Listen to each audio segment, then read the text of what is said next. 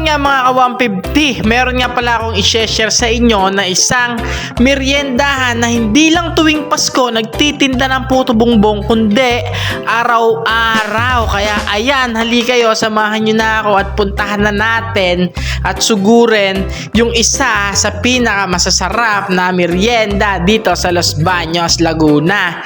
So dito nga lang yan sa may crossing yan, Jollibee crossing yan, no? Tatawid tayo dahil dun yon papunta.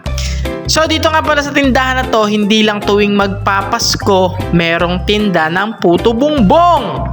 So meron sila araw-araw tinda ng puto bongbong, pero syempre tuwing magpapasko dagsa yung mga bumibili nito, no? Kaya kung naghahanap kayo ng puto bongbong kahit hindi Pasko, dayuhin nyo lang yung tindahan nila ate dahil napaka-solid, men. Kita nyo naman yan, no? Minekos-mekos lang ni ate, sabay nilagay. Pinukpok-pukpok, sabay nilagay. Yan! No, diba? Napaka-solid nung kanilang puto bongbong. At syempre, makakasigurado ka na laging bagong luto yung kanilang tindang puto bongbong. Kita nyo naman yan, no? Nilagyan pa, ng butter. Kaya sumusolid lagi. Syempre, meron niyang kasama na, niyog. Ayan, no? Kita nyo naman. Ate, pwede na yan. Mekos-mekos mo na yan. Gutom na ako. Bilisan mo, ate. Iabot mo na, ate.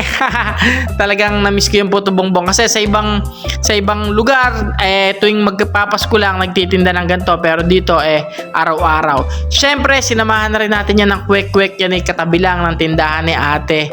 So meron din silang iba't ibang paninda dito, pero yung main dish nila dito is yung kwek-kwek na napaka-solid din. So meron sila nung kwek-kwek na itlog ang pugo, tapos meron din silang kwek-kwek na malalaki, yung itlog ng manok, at meron din yung mga calamares, lumpia at iba pa na napaka-solid. Kaya dayuhin nyo lang yan dito sa may tapat ng Robinsons, Los Baños, Laguna. Ayan, kita nyo yung tindahan ni ate para di kayo maligaw.